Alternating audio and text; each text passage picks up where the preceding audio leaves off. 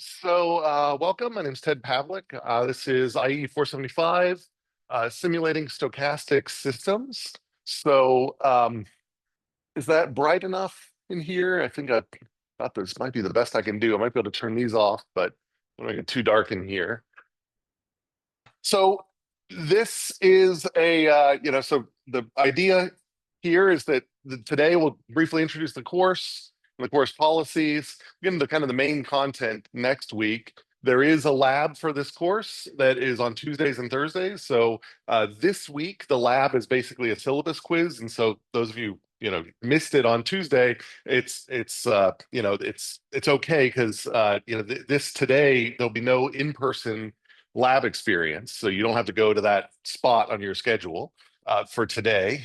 And we'll talk about the labs here. But instead, in place of the lab, there is an online syllabus activity that you'll end up doing in order to unlock the rest of the course. And so we'll get into that. But at least for today's schedule, and I'll repeat this later for those who might come in a little late, that the only obligation for this course is the lecture today. Okay, remember to check the syllabus. About everything I say here is in much more detail on the syllabus and on Canvas. Let me see if I can step out here a little bit. Okay. Along with that, Canvas, how do we navigate it? There's a lot of information on Canvas. The first thing I'm going to do is going to step through the main places to find things so that it's not quite as overbearing or overwhelming as it might immediately look. So the biggest thing here is to look, I store about everything under modules. When in doubt, you can definitely find it under modules. Sometimes you can, the assignments, you can find things there, but all of that is also already under modules. And so pretty much everything you're going to need is under modules. So that's a great place to go when you're looking for things. If you drill down into modules, then you'll find that there's a lot of information there. So the first thing that I recommend that you would do is click on that collapse all so that you can just get down to these section headings here to sort of see how things are organized.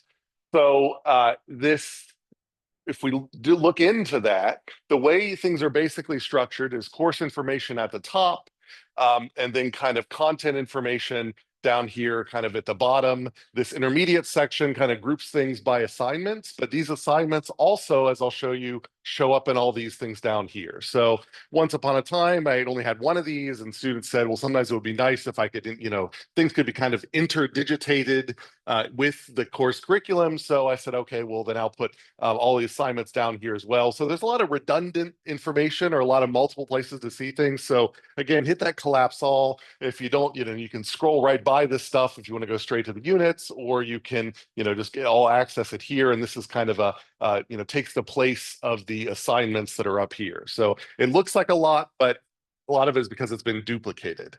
I do get questions about honors contracts. If you want to find information about how to do an honors contract here, if you open up this course information, there's an honors contract page in there.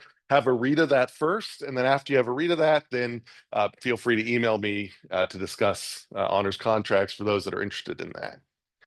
We scroll down a little bit farther than that. So the units that are down here, these things are organized. So all of the lectures are inside there. All of the related homeworks and other assignments are also inside there. Again, it's sort of repeated there. So, next week, Unit A, that's kind of this week as well. All of that's underneath this heading here. So, the first, so homework B1, you'll find here in this unit. So everything is also in these units. So it's up top as well as down here. So you can ignore the ones that you don't ever use. Hopefully, I know it just makes for a long module list, but hopefully when you do need to find things, it'll be clear where to find them. But at least at first, highly recommend hitting that collapse all and then finding the unit that you need to go into and then drilling down into that.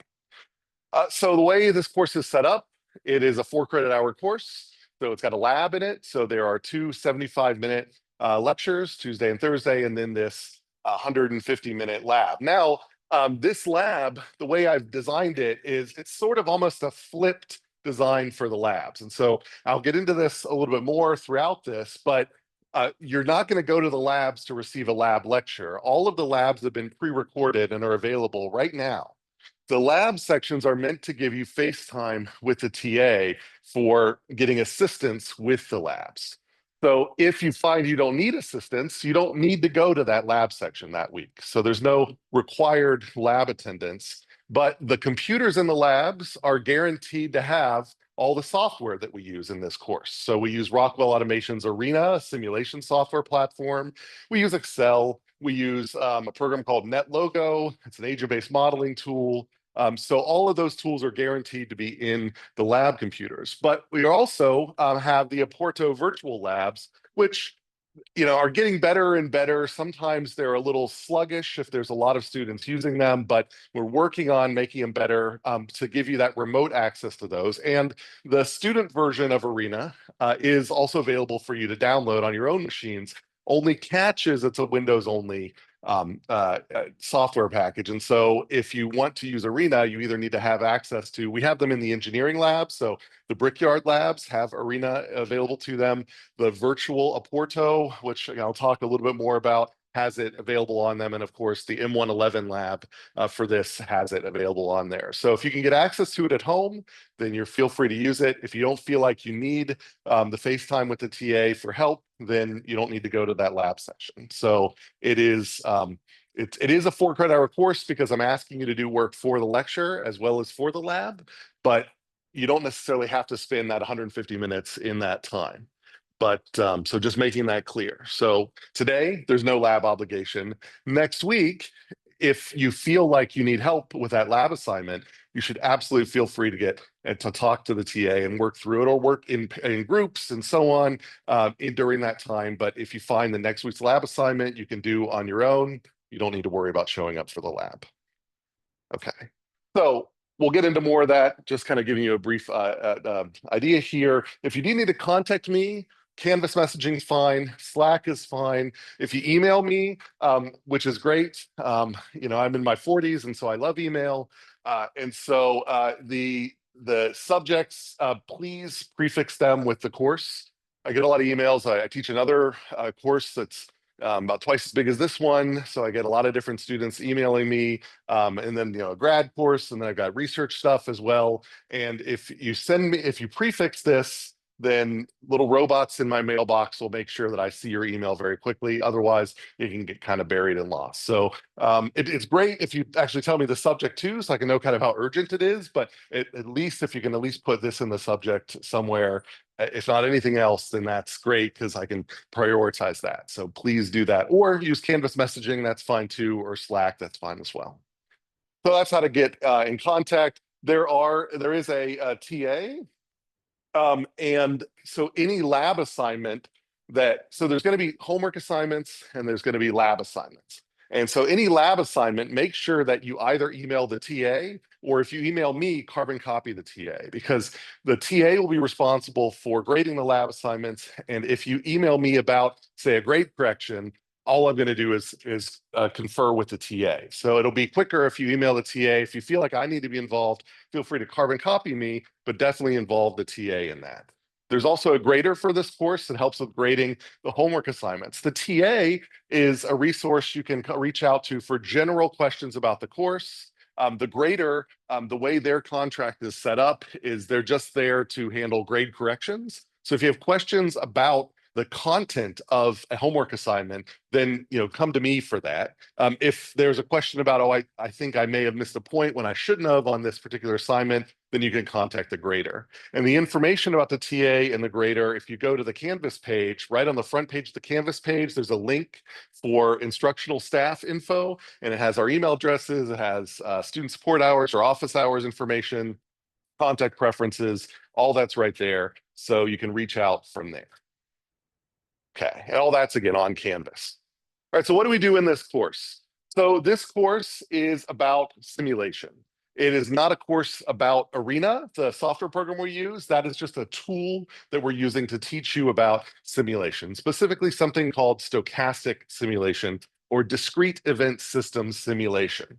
And so along those lines, I know these terms may not make sense right now. They will start to make sense next week.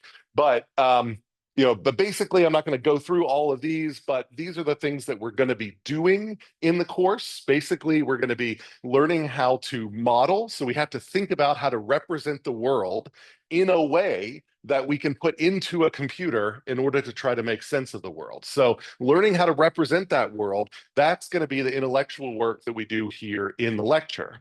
And then how do we put that into a computer to actually then generate data to make sense of that? That's what goes on in the lab. And in then the kind of second half of the course, then that kind of comes together and we learn about how do we use statistical methods to take the data that we're generating in the lab and then make sense of it in a kind of a rigorous way where we can make compelling arguments about that. So that's the types of things that we're going to be doing. And at the end of the course, then these are the things that I'm expecting you to take away from the course. So again, it's not a course about Arena, this software program that we're using in the lab.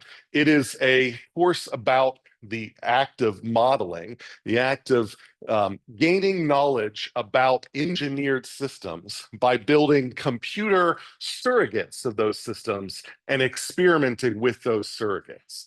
That's what we're getting out here. And because we're doing empirical methods, we're going to be generating data that has a lot of noise. So even though we're building models in the computer, these types of models are ones where every time you rerun the model, you get a different answer out.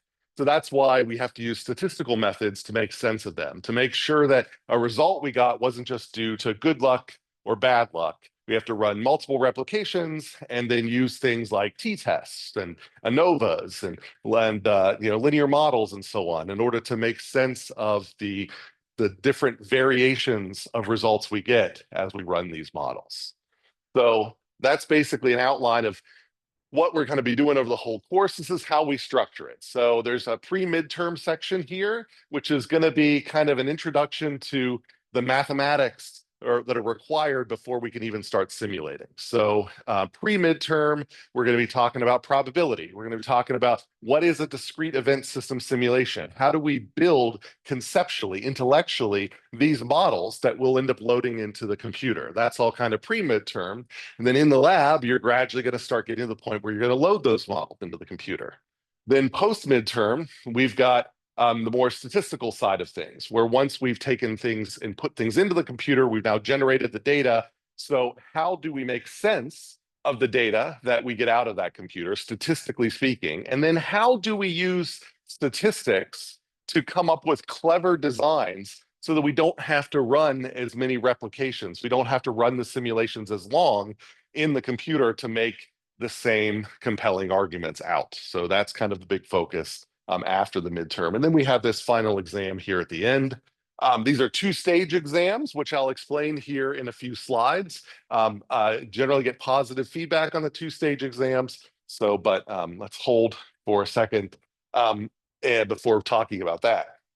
The labs are structured basically this way. So the first couple of labs, these first 4 labs are an introduction to modeling in general. We talked a little bit about agent-based modeling, and then lab 5. So lab 1 is like next week. So these are each basically weeks. So we don't actually start using Arena, the kind of big discrete event system simulation software, until the 5th lab. So you need to get access to Arena and access to the lab textbook, which I'll talk about in here in a second, in a couple of weeks. But the first lab, like next week, will basically be a paper-based lab. So it's how do we actually start building models of these systems, again, from a conceptual perspective.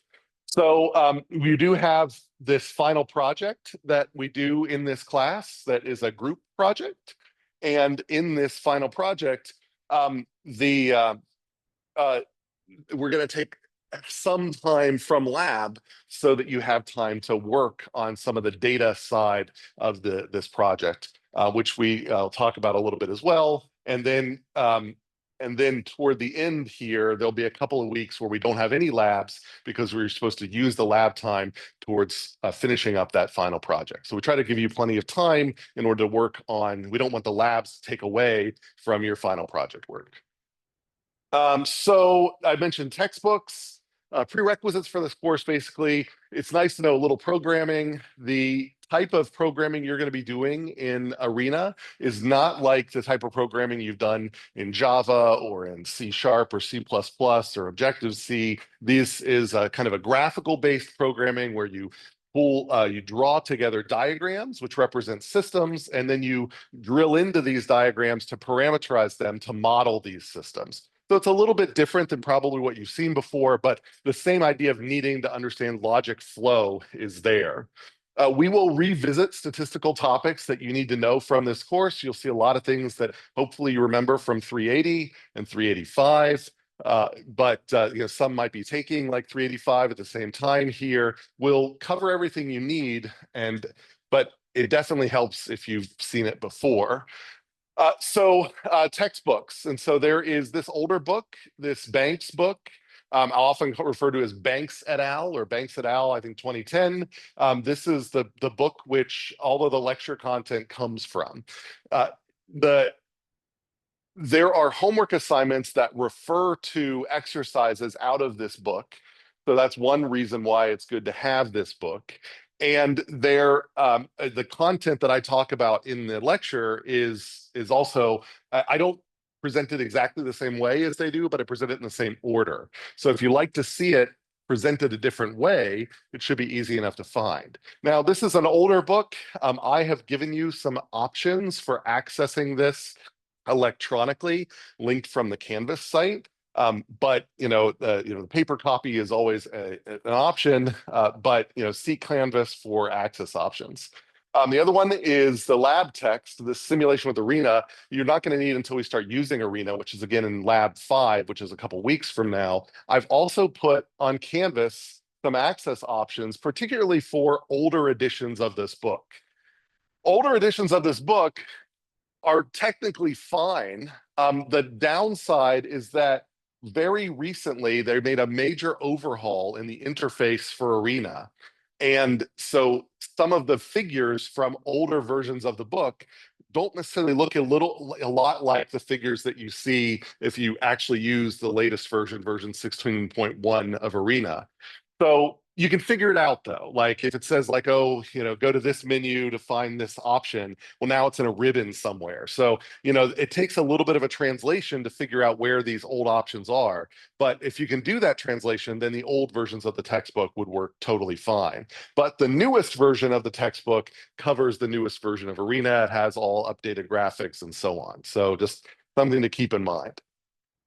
Otherwise, on Canvas, each lecture, I tried to add onto it the part of the lecture textbook that it is associated with. So if you do need a clarification and maybe you're shy and you don't want to reach out to me to ask for that clarification or just want to see it in another form, then this sort of allows you to follow along through the text where we are. Otherwise, I've already mentioned this. If you can get your hands on Arena, it will make life a little easier, especially as you work in the final project.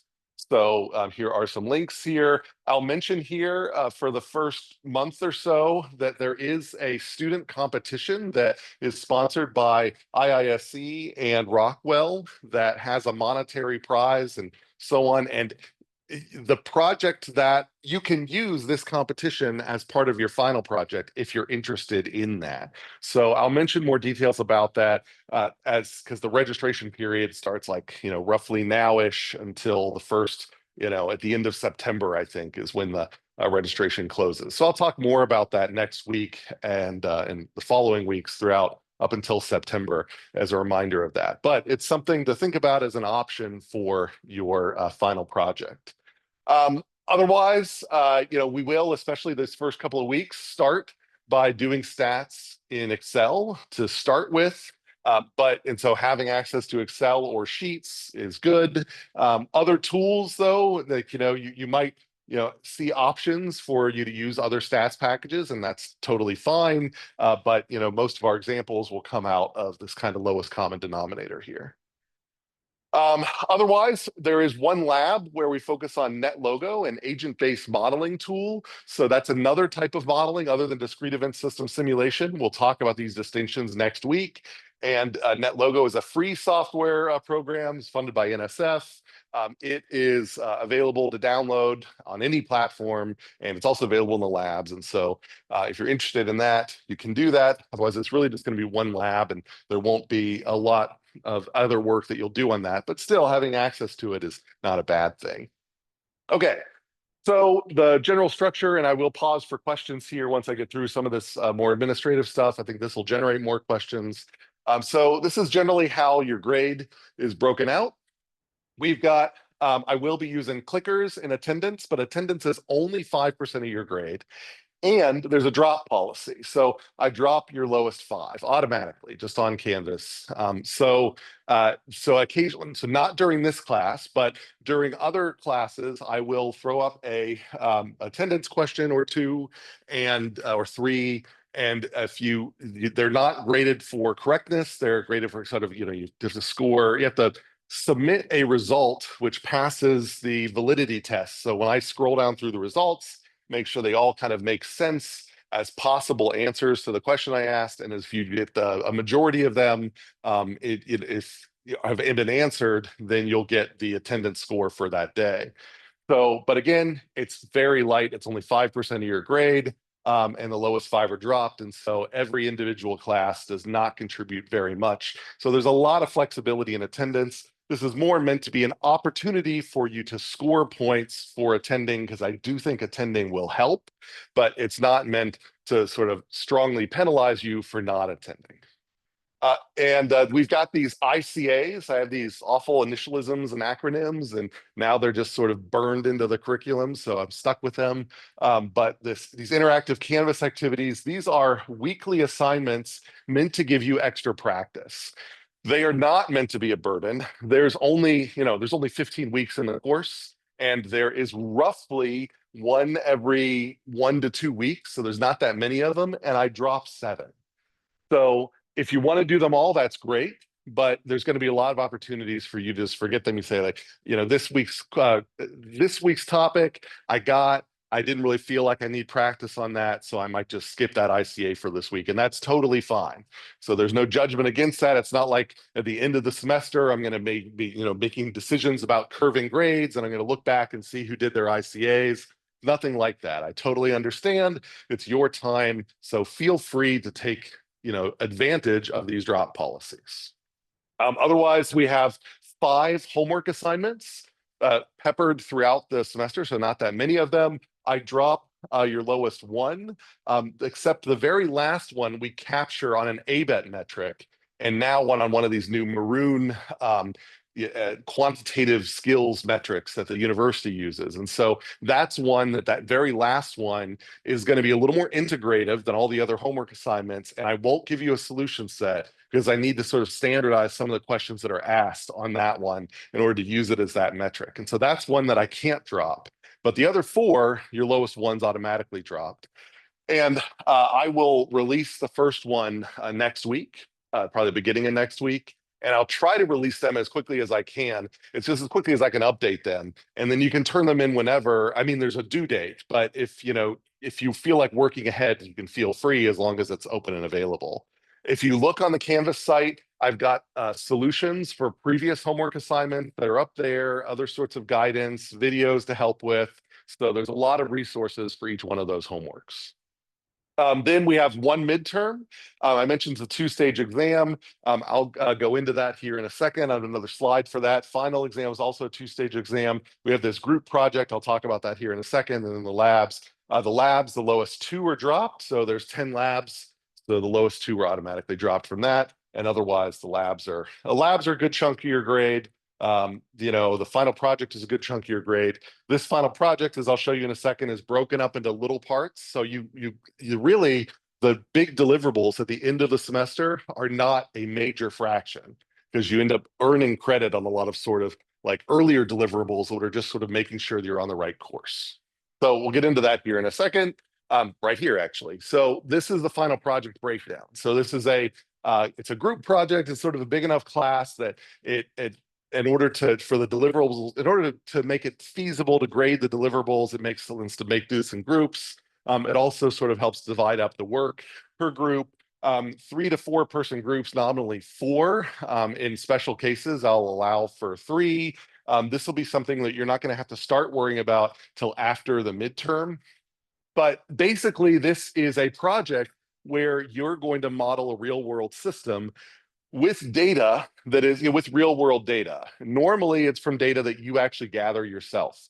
So as a kind of an easy example, maybe you're frustrated with the lines at the Starbucks at the Memorial Union. So some people might go in and actually measure how often do people arrive at the Starbucks? How long does it take for people to make each type of coffee, and so on and so forth? Load that into a simulation model, propose a change, compare the as-is system to your change system, and that's your simulation project. That's the type of project that we're looking at, the sort of scoping here, where we use that real world data. Now, some people say, oh, my dad owns a guitar factory and I have a bunch of data about supply chain data or something like that. Can I use that? And that's totally fine too. Other people will say, I found this data set online on this really interesting system. Can I use that data set? And that's usually fine as well. So as long as there's some source of real world data of kind of entropy that goes into the system that you'll end up having to model, then that's fine. So we'll talk about that more as the semester goes on, but that's kind of what you've got kind of coming up. But like I said, that 20% is broken up. So like kind of right after the midterm, you submit the names of the people in your group, and you get 1% of that 20. Then a little bit after that, you're going to do this thing called an input modeling report, where you show me that you have access to real world data and you build some models of a fraction of it, and we help you with that in the lab. So that'll be a fraction of it. Ultimately, the big deliverables are your group presentation. So that'll be a video presentation uploaded to Canvas. And so this is not one of those courses we're going to make you sit here for 3 days straight at the end of the semester and watch presentations. You'll upload your video presentation, and then I'll ask you to do probably just one. It's limited by so I tried different peer review software that gets bolted onto Canvas, and I haven't quite found one that works really well. So I end up very often just falling back to Canvas, where for group assignments, the most I can ask you to review is 1. So 1, maybe 2. So for each one of these, so your group will upload a video, and then you'll be asked to then watch one other group's video and then fill out a rubric with some comments. And so your video gives you the opportunity to score 4% of the 20, and then your peer review gives you another 1% of that. Similar for the project report, I've got a very specially formatted 4-page report. It's got certain sections that have to be in there. It's sort of, you fill it all in, and then you can add an appendix at the end if you feel like that's necessary. And then you're going to read someone else's report. So the peer reviews are done individually, but these are group assignments here. So that's, in the end, each one of these things doesn't contribute that much to your total grade, but the collective of them is 20% of the grade. And so it dilutes some of the other big things like the final exam and the midterm. So hopefully this is an opportunity, again, to score points and to do it in a way to learn things without having to stress too much about the grade, both on this assignment and on the assignments it displaces. All right, any questions about the final project before I talk about the 2 stagers? Or any other aspect of things I've talked about so far? Okay. All right, so 2-stage exams. How many people know what a 2-stage exam is? Anybody? Yeah, okay, so it's not widely used. I think especially among engineering faculty, it's something that was introduced to me by faculty from other units, and I thought it's actually been I've really enjoyed using them. So what I do for both your midterm and your final exam is we'll have, one thing here, these are Canvas based. And so I am going to so on the day of stage 1 of the midterm, I will be here and lecture. You can come to lecture and bring a laptop and take the exam here if you want. But I'm going to give you the whole day to do it, and you can take it wherever you want. And whenever you start it, you'll have a 90-minute timer. So that's the 75 minutes of the class plus 15 minutes for technical issues. And so you'll have to get it done by that timer, but you can start at any time during the day. So you don't have to come to class on that day of that stage one midterm or the stage one of the final exam, but I'll be here in case you do want to come to class and take it here in this space. So the stage one, these are individual exams. And we do them with lockdown browsers. So they're just supposed to be you and 2 pages of cheat sheets and scrap paper, and that's it. Now, after you take that stage one exam, I'm not going to give you the answers and I'm not going to give you your scores. But 2 days later, so let's say Tuesday is stage one of the midterm, then on Thursday, I'll be here in this lecture room. And then you get the exact same exam all day that day as well. So you don't have to come to class that day. And at that point, it's a collaborative exam. And so it's the exact same exam, but you can come to class or elsewhere, or you can use Slack or Discord, and you can chat with each other as long as it's just somebody within the class, and you can discuss the exam and submit the exact same exam again. Your score will be 80% your individual score plus 20% of your group score. And so it's not a makeup exam because you don't get answers or anything like that. After the stage two closes, then you'll get your scores and your answers. But during that time, you don't know the answers. But you do find that the scores go up significantly from the stage one to the stage two. And I generally find that students learn a lot more by talking it through with themselves. And so I usually enjoy it. I'm usually sitting up here at stage two, doing my own work, just kind of eavesdropping. And it's nice to hear the conversations that happen. But again, you don't have to come to class for either one of those. So that's the way these work. The midterm, stage one is going to be on a Tuesday, stage two is going to be on a Thursday. For the final, we do the same thing. Stage one will be on the last Thursday of the last week of classes. And then stage two will be technically scheduled for the day that a normal final exam would be held. But again, I'll be here or the TA will be here during that final exam period. You can come, but you don't have to. So that's how we're going to structure these two. So I'll talk more about this as we get closer to the exam times, but are there any questions about that? Anyone burning questions? Okay. All right. All right. Otherwise, the other assignments here, like I mentioned, there's 5 homework assignments. The way these things are named is a little funny. So in a homework, I name them for the lecture representing like the last lecture you need in order to do the homework. So homework B1 means you should be prepared to do homework B1 after we finish lecture B1. So that's the idea behind the homeworks. So I'll have the homeworks released hopefully well before this lecture comes up. The ICAs, the CAMS activities, these practice activities that are auto-graded online, they're named in kind of the reverse way, where they're named for the lecture that you are supposed to practice, you're supposed to use them before that lecture. So ICA A2 will disappear the day of lecture A2.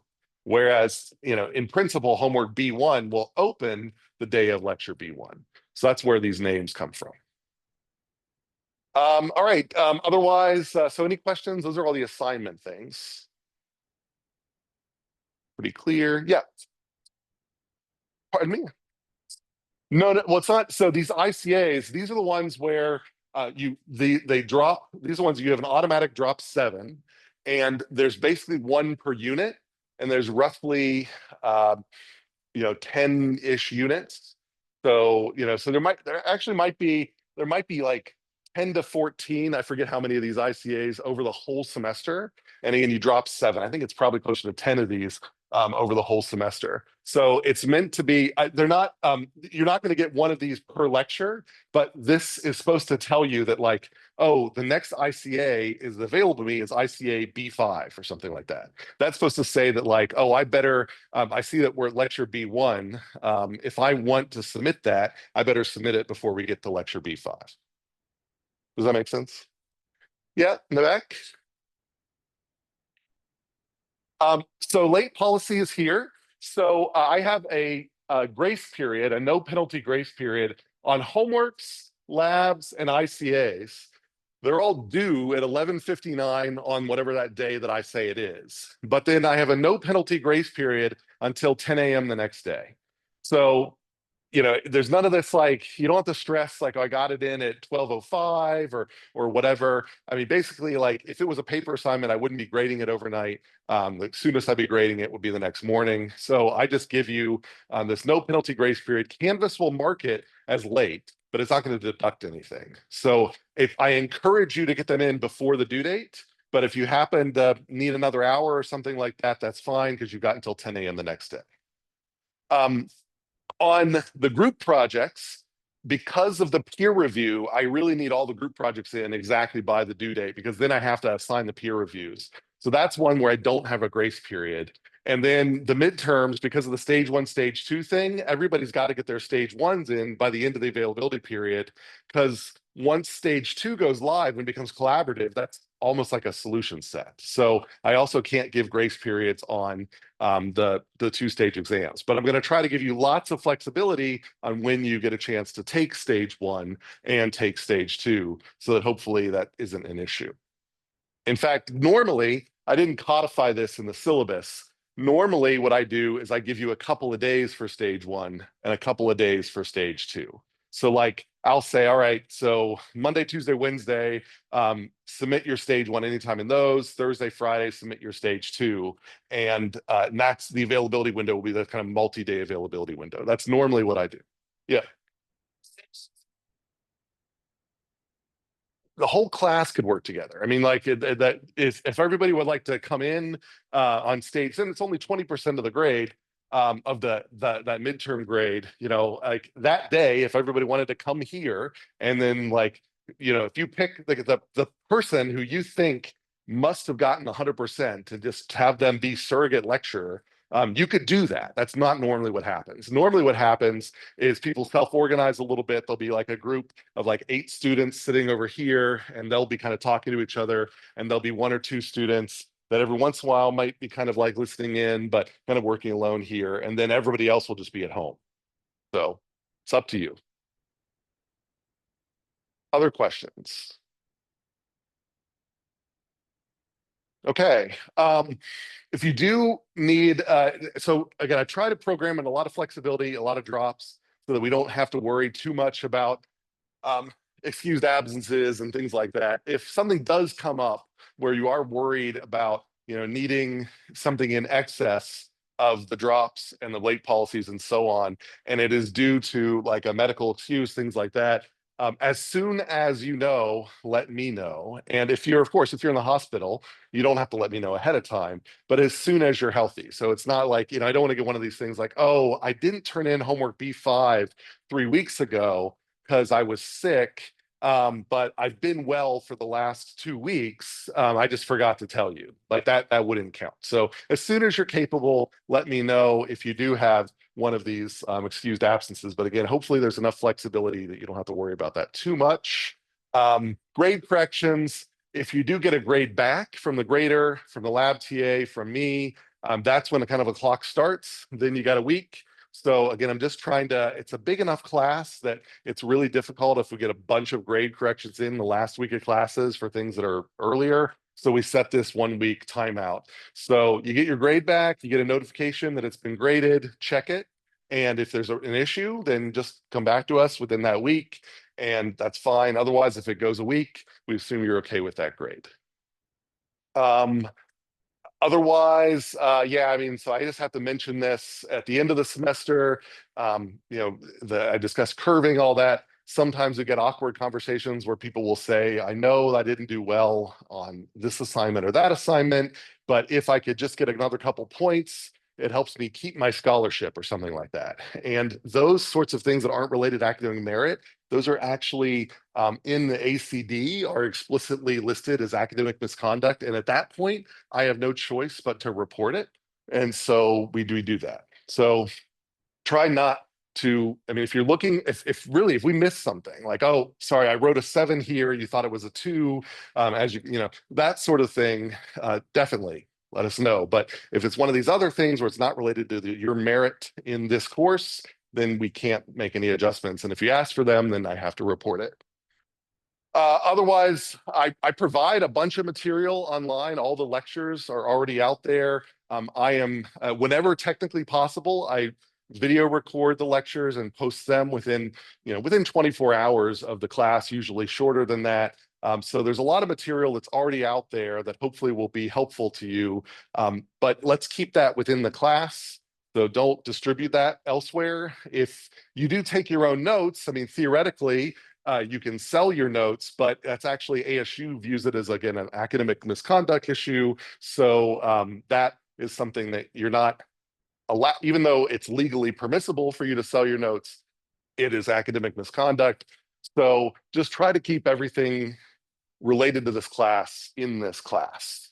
Unapproved collaboration. So almost everything has been listed as an individual assignment, homeworks, labs, midterm, final exam, except for the stage twos of those. These are all things that are explicitly listed as individual assignments. That means that I'm expecting the work to reflect your individual understanding. So I understand that there would be some things like we're going to talk about definitions of what is an entity versus an event and these sorts of things. And you might, study with your friends and say, hey, could you clarify this? And that's fine. But when you're actually submitting that homework assignment, that needs to reflect, it needs to come straight from you. So, from your head onto, your paper, your keyboard. So that's what we mean by an individual assignment. So we don't want you, I mean, of course, you can talk about the homework assignments to others, but we don't want you working together where it's like I'm asking you to come up with 10 unique examples of different discrete event system simulations. I don't want someone else coming up with 20 and giving you 10 or something like that. So that's what we mean by unapproved collaboration. So don't do that. And it gets awkward. So especially like in Arena, because a lot of you haven't seen, a lot of you know about the metadata and Microsoft Word and whatever. Well, Arena stores this as well. And the lab TA is very good at noticing when metadata matches on these Arena files that are uploaded. And we've had, a bunch of cases where, students, they end up, borrowing a model file from another student and uploading it as their own, and it gets caught.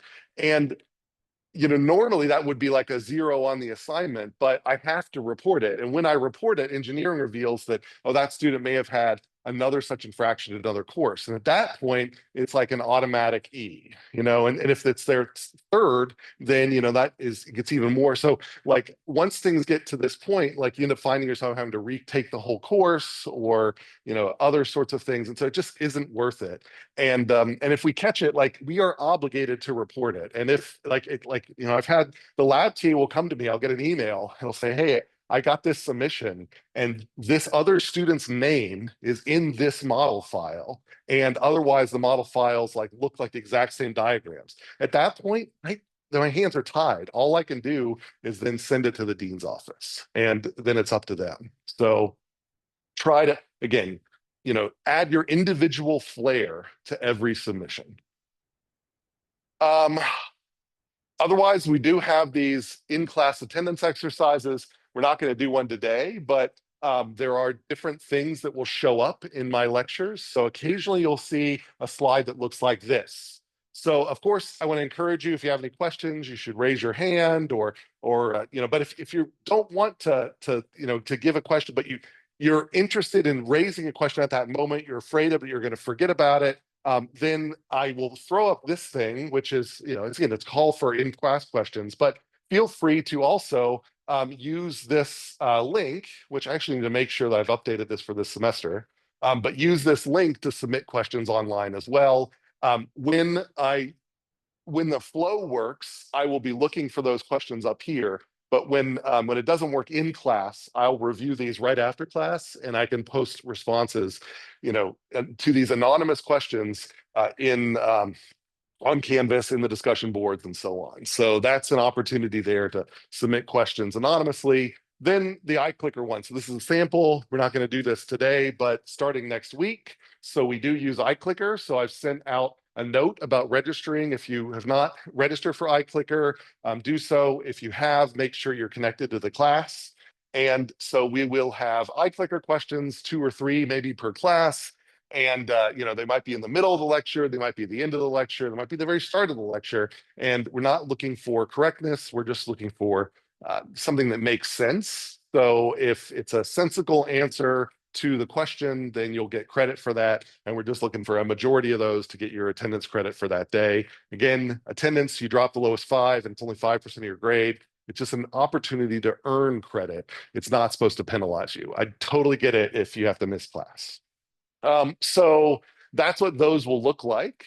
Otherwise, I mean, that's pretty much all I've got for you today. So the big things is, like I just said, register with iClicker.